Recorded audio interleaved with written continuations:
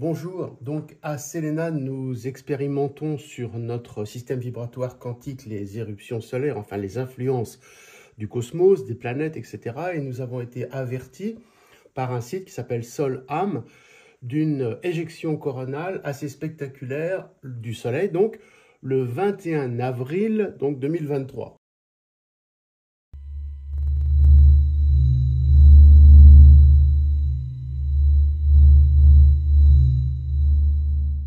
Nous avons cette éruption solaire et nous vérifions au niveau des KP, c'est-à-dire des indices de réaction de la planète au niveau du bouclier électromagnétique, si nous avons des réactions donc visibles, donc rien. Et nous testons dans notre cerveau pas grand-chose. Par contre, 3 jours après, personnellement, j'ai le mécanisme du temporal, donc voilà que je mets ici, hein, mon temporal avec le mouvement circulaire qui commence à donner des informations et qui se répercute sur l'équivalent, hein, puisque nous avons donc le temporal ici et la hanche qui est ici. Donc vous voyez, on peut faire comme ça. Donc ça c'est le bassin et il y aurait le sacrum là. Donc nous avons une relation bassin, donc iliaque on va dire, et temporale. Et personnellement, grosse douleur ici, adaptation. Je fais très attention parce que cette information va se répercuter sur l'intestin qui est à côté. Et l'intestin peut être perturbé au point de nous faire des bêtises, notamment des cancers. Vous savez que ce que je travaille. Donc, ces douleurs-là ne s'en vont pas, sauf ce matin où le temporal commence à arriver à retrouver sa place, vous voyez, dans l'espace, et interférer au niveau de la hanche, et là, toutes les douleurs se calment.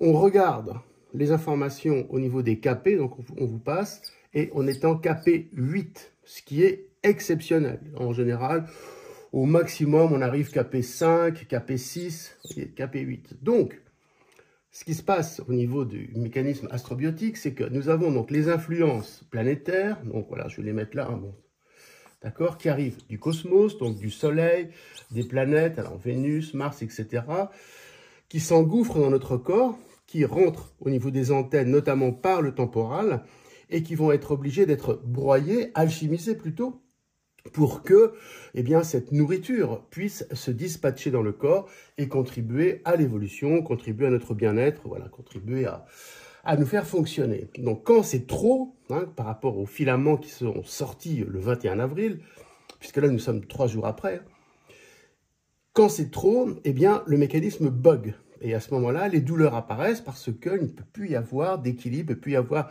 de relation avec le microbiote, l'électricité, l'électromagnétisme du corps, etc. Donc, on essaie de comprendre pourquoi, on ne se panique pas surtout quand les douleurs arrivent qui sont assez fortes. Hein. Donc, je fais cette vidéo pour que les gens qui ont des douleurs soudaines qui apparaissent essaient de se reconnecter avec ces explications pour voir que en fait, ça ne vient pas de leur propre organisme, ça vient de l'extérieur qui perturbe l'organisme, l'extérieur cosmique. C'est ça qui est important à comprendre. Donc, le KP8 a été digéré puisque ce matin, donc on est quoi, lundi matin, on est absolument en forme, etc. Donc voilà. Parallèlement, Nolwenn, qui aussi subit ça, mais avec on va dire, une maturité au niveau du temporal qui est moins avancée que la mienne, développe des grosses douleurs au niveau des mastoïdes.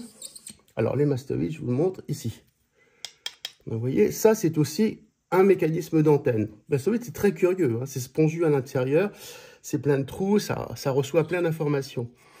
Et ces douleurs-là correspondent, effectivement, de ce qu'on comprend maintenant, aux énergies qui arrivent et puis qui perturbent ces douleurs-là, qui vont perturber le mécanisme du temporal. Et pour ceux qui ont des enfants, qui ont des otites, qui ont des problèmes d'oreille, etc., cela peut être une des causes au niveau des otites. Et on aime bien faire le parallèle otite-autisme, hein, puisque je vous ai déjà dit que dans l'autisme, le temporal est bloqué et le sillon temporal supérieur est bloqué aussi. Pour Nolwenn, qui est coacher, si je puis dire, avec ce mécanisme-là, puisque donc on active tout le mécanisme vibratoire quantique au niveau des os, hein, pour que ces os antennes puissent recevoir et non pas se fermer. On est obligé de recevoir ces informations. Donc ces informations arrivent et à ce moment-là interfèrent avec le système nerveux, enfin notamment pour Nolwenn. Le système nerveux, alors par exemple je vais le faire ici, vous voyez, on va faire un nerf ici, d'accord, avec les dendrites, vous voyez, comme ça. Voilà. Donc vous avez l'énergie qui arrive à fond là-dedans et qui commence à exciter. Donc si le mécanisme n'est pas collé avec le système nerveux, n'est pas supervisé par le système vibratoire quantique, qui est un système supérieur, calcium, silice, autre, vous voyez, autre espace-temps, en fait les astrocytes, eh bien, il va sursaturer. Et à ce moment-là, il va créer ce qu'on peut appeler comme de la spasmophilie, c'est-à-dire tremblement, douleur, comme de la spasmophilie. Vous avez les muscles qui commencent à vibrer comme ça, parce que le mécanisme supérieur, donc qui permet de digérer les informations, voilà, comme ça, les informations cosmiques, n'est pas encore suffisamment activé. Donc en fait, tout le but du travail, c'est de mettre en harmonie, en cohérence de phase, le système nerveux avec le système du vibratoire quantique supérieur. C'est-à-dire cette architecture sacrée, cette architecture invisible qui nous gouverne et qui nous relie au cosmos et aux autres d'ailleurs, et à tout. Voilà.